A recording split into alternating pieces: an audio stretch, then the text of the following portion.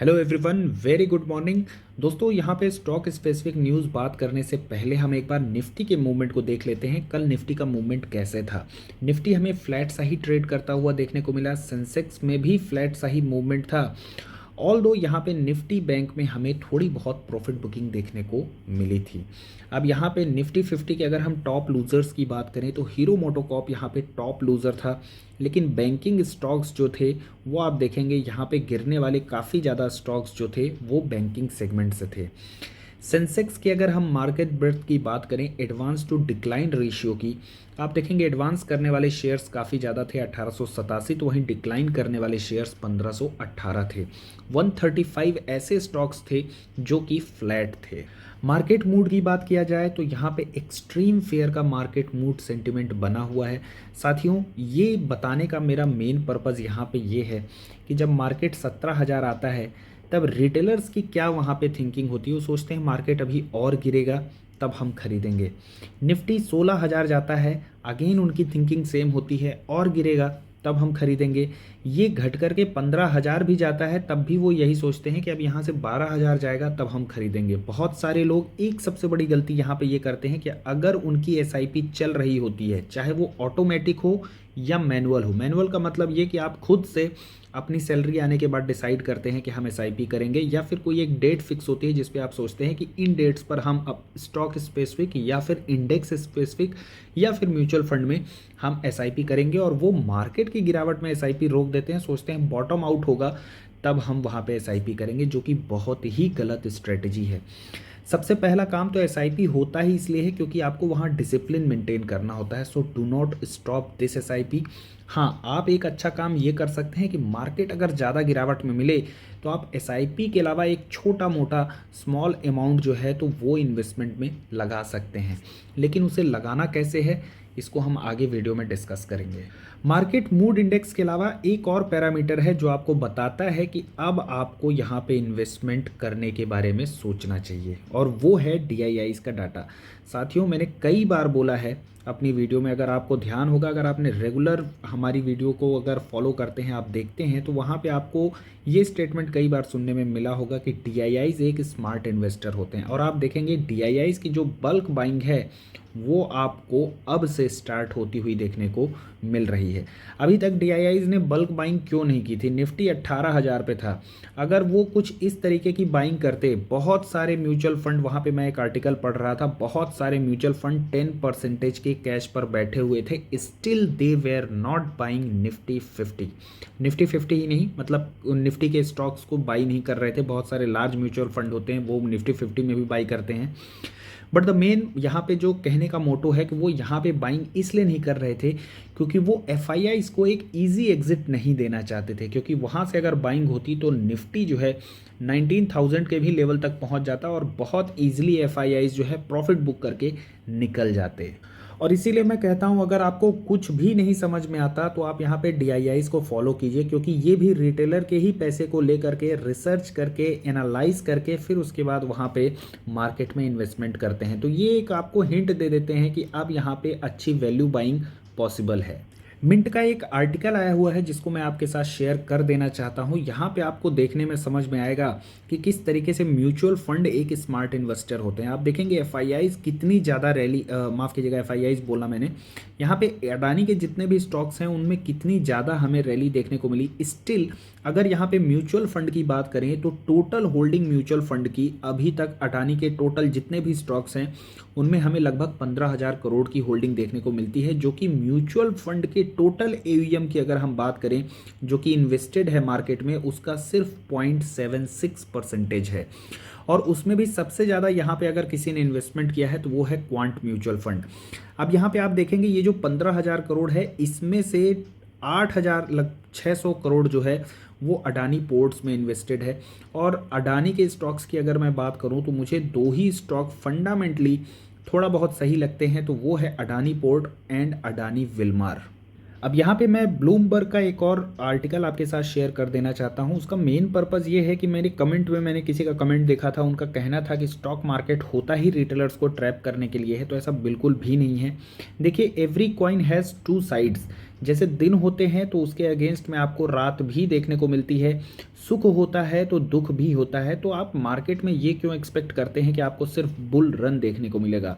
आपको beer phase भी देखने को मिलेंगे, लेकिन आपको उन फेसेस में जो है तो टिके रहना है, उन फेसेस में आपको पेशेंटली होल्ड करके रखना है। और यहाँ पे अगर डाटा की माने तो एवरेज अगर यहाँ पे बुल मार्केट का अगर आप रिटर्न देखेंगे तो 200% है, और यहाँ पे बियर मार्केट का, गलती से यहाँ बुल लिखा हुआ है, बियर होगा, बियर मार्केट का अगर एवरेज रिटर्न आप देखेंगे तो वो यहाँ पे 38% नेगेटिव में है। तो ऑन एन एवरेज आप ये मान के चलिए कि अगर आप इन्वेस्टेड हैं फॉर द लॉन्ग रन तो यहाँ पे मार्केट आपको रिटर्न दे के ही जाएगा। बिसाइड्स अगर आपने यहाँ पे फंडामेंटली स्ट्रॉन्ग स्टॉक्स में इन्वेस्टमेंट किया है, तो अगर आपको बिलीव नहीं है, आपको फेथ नहीं है किसी भी स्टॉक के फंडामेंटल्स पर या फिर किसी भी स्टॉक के परफॉर्मेंस पर, तो बेस्ट है कि आप वहाँ पे निप्पॉन इंडिया का निफ्टी 20 ले लीजिए। क्योंकि देखिए निफ्टी 50 में वही टॉप 50 स्टॉक्स होंगे जो कि परफॉर्म करेंगे। अगर कोई स्टॉक परफॉर्म नहीं करता है तो वो निफ्टी 50 से निकल आएगा, और जिसने परफॉर्मेंस दिया है वो निफ्टी 50 में वापस आ जाएगा। और स्टॉक मार्केट डिज़ाइन ही इसीलिए किया गया है ताकि वो लॉन्ग रन में आपको बेस्ट परफॉर्मेंस दे सके। और यही रीज़न है कि आप अगर लॉन्ग रन में निफ्टी 50 का इंडेक्स देखेंगे तो वो आपको हमेशा अप ट्रेंड में ही देखने को मिलेगा। और निप्पॉन इंडिया का जो निफ्टी 20 है उसमें आपको निफ्टी 50 के ही स्टॉक्स में इन्वेस्टमेंट करता है वो, तो वो एक ETF है जो आप बाई कर सकते हैं। तो it's like a buying a Nifty 50 index. आपको एक डिसेंट से रिटर्न देगा, लेकिन उसमें आपकी रिटर्न की काफ़ी ज़्यादा चांसेस रहेंगे। कल के अगर यूएस मार्केट की बात करें, अगेन हमें डॉ जोन्स में गिरावट देखने को मिली है। नैस्डैक अभी भी यहाँ पे जो है तो स्ट्रांगली होल्ड कर रहा है। अदर देन दैट यहाँ पे SGX निफ्टी की बात करें तो 115 पॉइंट्स हमें नीचे देखने को मिल रहा है। 16,922 यहाँ पे SGX निफ्टी इंडिकेट कर रहा है। अब हम बात कर लेते हैं यहाँ पे कि इन्वेस्टमेंट कैसे करना है। तो देखिए मैं दो स्ट्रेटजी यहाँ पे आपके साथ डिस्कस करूँगा। आप चाहें तो दोनों को एक साथ मिक्स करके इम्प्लीमेंट कर सकते हैं या फिर दोनों को अलग अलग वे में ले सकते हैं। सबसे पहले तो यहाँ पे मैं एक मेन जो स्ट्रेटजी है, सीधे अगर आपको कुछ नहीं समझ में आता है तो आप सीधे लेवल्स ड्रॉ करके उसमें आप इन्वेस्टमेंट कर सकते हैं। वो कैसे करना है वो मैं आपको बताता हूँ। निफ्टी की अगर हम ऑल टाइम हाई की बात करें तो यहाँ से निफ्टी जो है वो करेक्ट हुआ था, जो टॉप बनाया था वो था 18,600। अब आप वहाँ से कुछ लेवल्स ड्रॉ कर लीजिए। जैसे ये हो गया आपका 18,600। उसके बाद यहाँ पे ले लीजिए आप 10% का करेक्शन, अगेन आप ले लीजिए 20% का करेक्शन, फिर 30% का करेक्शन, और फिर 40% का करेक्शन। और आप इन लेवल्स को नोट करके आप इन लेवल्स का वेट कीजिए। अगर ये लेवल्स आते हैं तो आप वहाँ पे इन्वेस्टमेंट कीजिए।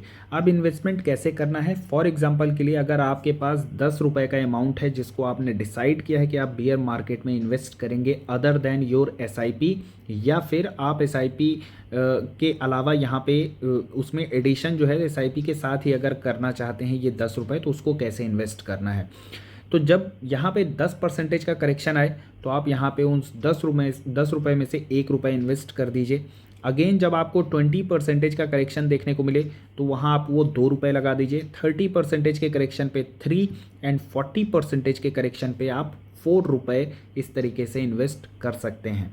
अब सवाल आता है कि यहाँ पे 40% ही क्यों चूज़ किया है लोअर लेवल की अगर हम बात करें तो देखिए लोअर लेवल को 40% चूज़ करने का मेन रीज़न ये है कि किसी भी इंडेक्स में मोर देन 20% बहुत बड़ा करेक्शन माना जाता है।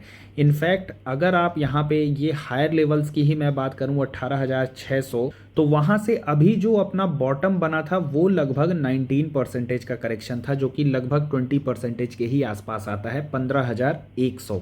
15,100 अगर आप देखेंगे 18,600 में से, तो ये लगभग आपका 19% का ही करेक्शन बताता है। अगर हम यहाँ पे कोविड की बात करें तो ऑल टाइम हाई से आप देखेंगे यहाँ पे इसका जो करेक्शन था ये लगभग 40% के करेक्शन के आसपास था। तो ऑल एंड ऑल ये एक बहुत बड़ा करेक्शन था। कोविड वाला जो फॉल था वो तो बहुत ही बड़ा फॉल था। उस समय तो लग रहा था कि कंपनी तो बहुत दूर की बात है, दुनिया ही शायद ख़त्म हो जाए, कंपनियां तो बहुत दूर की चीज़ हो गई। तो उस पैनिक में, उस माहौल में, उस नेगेटिव सेंटिमेंट में भी इंडेक्स में हमें 40% का करेक्शन देखने को मिला।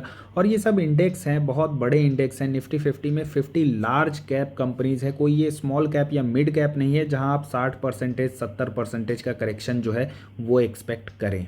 अब जो दूसरा तरीका मैं बता रहा हूँ उसको आप पहले तरीके के साथ भी मिक्स कर सकते हैं। कैसे? सबसे पहला तो ये स्टेटमेंट आप ध्यान में रखिए, do not try to catch falling knife. Market यहाँ गिरा, यहाँ गिरा, यहाँ गिरा, तो इसका मतलब ये नहीं कि यहाँ यहाँ इन्वेस्टमेंट करते जाए। ऐसे अगर आप करेंगे आपके पैसे खत्म हो जाएंगे। तो सबसे पहले हमें ये वेट करना है कि बाउंस बैक कब आता है। स्पेशली आप वेट करिए 10% के लेवल पर। अब जैसे आप यहाँ पे देखेंगे, यहाँ पे निफ्टी गिरा, यहाँ निफ्टी गिरा, यहाँ पे भी निफ्टी गिरा। इस वाली कैंडल में यहाँ हमें हल्का सा बाउंस बैक मिला, मतलब देखने को मिला, लेकिन इस वाली कैंडल ने यहाँ पे कंफर्मेशन नहीं दिया है। मैं आपको यहाँ पे जूम करके दिखा दूँ तो आप देखेंगे ये वाली कैंडल तक तो ठीक था, यहाँ पे ये वाली कैंडल में थोड़ा सा हमें बाउंस बैक जैसा लगा, लेकिन ये वाली जो कैंडल है कंफर्मेशन नहीं दी, क्योंकि इसने इसका जो हायर था उसको ब्रेक नहीं किया है। तो यहाँ पे आप देख सकते हैं कुछ इस तरीके से। लेकिन अगर आप यहाँ पे इस वाली कैंडल को देखेंगे, ये बना था लगभग 16,750 के आसपास। तो यहाँ पे ये जो बॉटम बना था 16,750 के ऊपर थोड़ा सा ही बना था, ये लगभग आपका 10% का करेक्शन था। और यहाँ से अगर आप देखेंगे तो यहाँ पे एक बाउंस बैक दिखा, और ये जो था ये हमारा कंफर्मेशन था उस बाउंस बैक का। तो यहाँ पे आप एक छोटा सा इन्वेस्टमेंट जो हमारा वो 10% के लेवल वाला था वो आप यहाँ पे कर सकते थे। यहाँ पे चूंकि बॉटम किसी को पता नहीं था, हो सकता था कि यहाँ से ही मार्केट बाउंस बैक कर जाता, लेकिन वापस हमें रिट्रेसमेंट देखने को मिला, और अगेन निफ्टी जो है हमें उन्हीं लेवल्स पर देखने को मिला था। तो अगर आप फिर से यहाँ पे इन्वेस्टमेंट करने का सोच रहे थे वही 10% के लेवल वाले अमाउंट को ही तो कर सकते थे, अदरवाइज आप यहाँ पे लेट इट गो कर सकते थे, क्योंकि आपने ऑलरेडी इन लेवल्स पर इन्वेस्टमेंट कर रखा था। मार्केट वापस यहाँ से अपसाइड जाता है, अगेन हमें करेक्शन देखने को मिलता है, फिर वही लेवल्स आते हैं, और अगेन आप चाहें तो उस लेवल्स पर चूंकि आपका इन्वेस्टमेंट ऑलरेडी है आप लेट इट गो कर सकते हैं। लेकिन अगर चूंकि यहाँ से 3 मंथ का टाइम हो चुका है, तो यहाँ पे अगर आपके पास फिर से पैसा फंड है थोड़ा बहुत, तो इन लेवल्स पर फिर से इस कंफर्मेशन आने पर आप यहाँ पे इन्वेस्टमेंट कर सकते थे। तो साथियों आज की वीडियो में बस इतना ही। कंटेंट अगर आपको इन्फॉर्मेटिव लगा हो वीडियो को लाइक कर सकते हैं। Do not forget to subscribe our channel. Thanks for watching the video.